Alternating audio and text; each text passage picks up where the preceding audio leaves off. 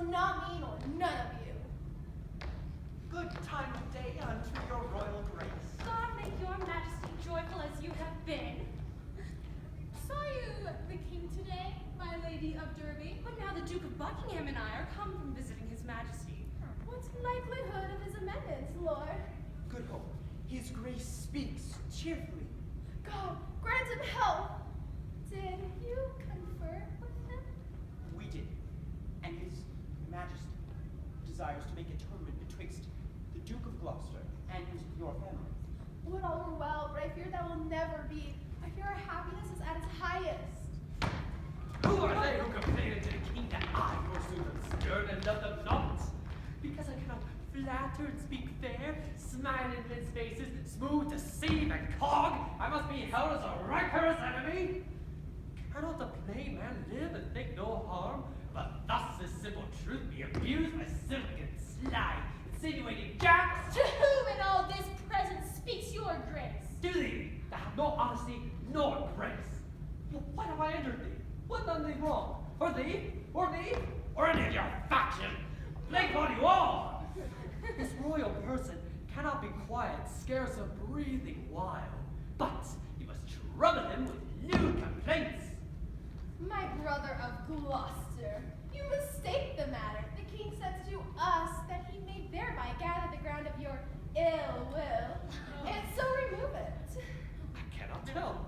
The world's grown so bad since every jack became a gentle person, and as many a gentle person made a jack.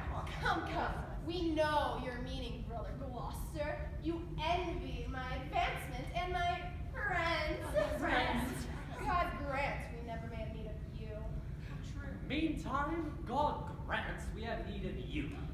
My brother is imprisoned by your means.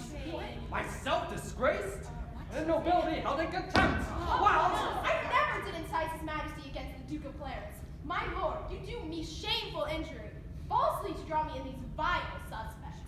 You may deny you are not the cause of my Lord Hastings. She may, my lord, for She may, Lord Rivers. Why, who knows not so? What? Mary may she? What may she? Married with the king. I had rather been a country serving maid than a great queen. With this condition, to be thus taunted, scorned, and baited at.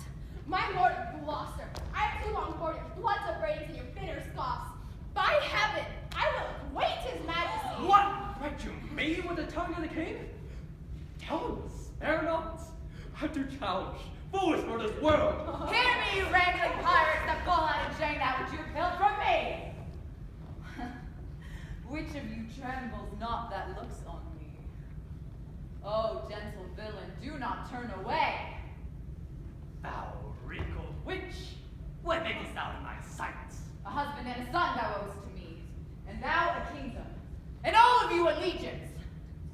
The sorrow that I have by right is yours, and all the pleasures you usurp are mine.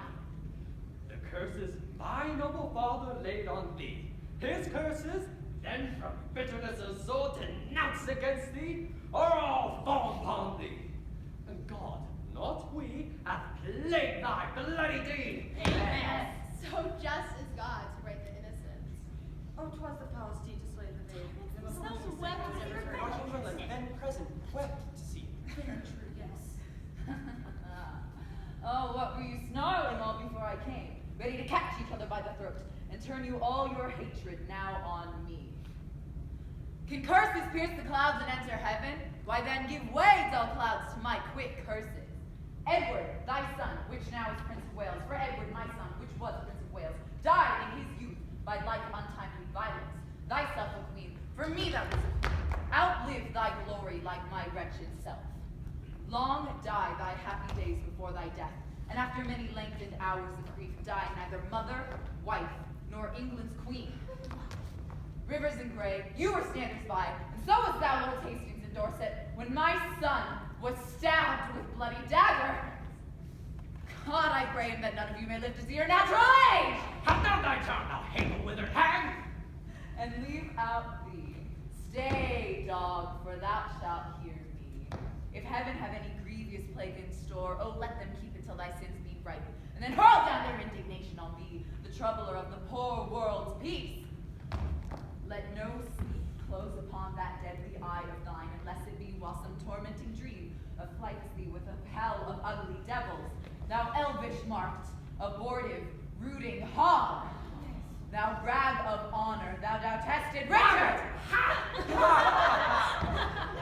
That's you breathe the curse against yourself. Poor painted queen, vain flourish of my fortune. Fool, fool! Thou whetst a knife to kill thyself. The time will come, while thou shalt wish for me to help thee curse that poisonous, bunch-backed toad. False-boded woman and thy friend. We well served you to be taught your duty. Dispute not with her. She's lunatic. Oh, that your young nobility could judge what were to lose it and be miserable. They that stand high have many blasts to shake them, and if they fall, they dash themselves to pieces. Good counsel, Mary. Learn it, Gray. It toucheth you, my lord, as much as me. Sweet of my sister is Well done! For shame, if not for charity.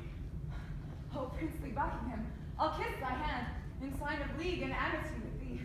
Now fair befall thee in thy noble house. Have done, have done. Thy garments are not spotted with thy blood, nor thou within the compass of my curse. Take heed of yonder dog, beware of him, have naught to do with him. What doth she say, my lord of Buckingham? Nothing. That I respect my gracious lord. What dost thou scorn my gentle counsel? Oh, but remember this another day, when he shall split thy very heart with sorrow, and you will say that poor Margaret was a prophetess. Live each of you the subjects to his hate, and he to yours, and all of you to God! My hair doth stand on end to hear her curses. So doth mine. I muse why she's at liberty. I never did her any wrong to my knowledge. But you have all the advantage of a wrong. Shame. Dare. Harry, as for Clarence, he is well repaid.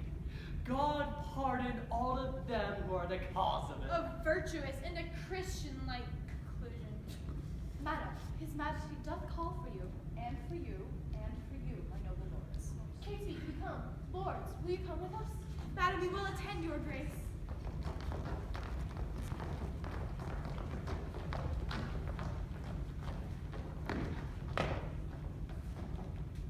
The secret missions which I sent abroad, I lay it to the grievous charge of others.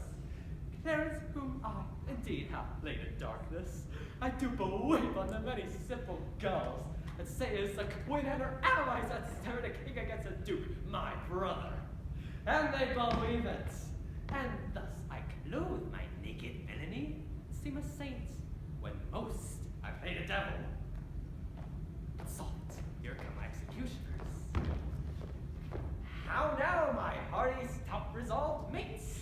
Are you now going to dispatch this deed? We are, and have come to have the warning that we may be admitted. Well thought upon. I have it hereby. But sir and madam, be sudden in the execution, with all others. Do not hear him plead, for Clarence is well spoken. He might move your hearts to pity if you mark him. Tush, you're not, my lord. Be assured we come to use our hands and not our tongues. I like you, lads. About your business straight. Go, dispatch. We will, my noble.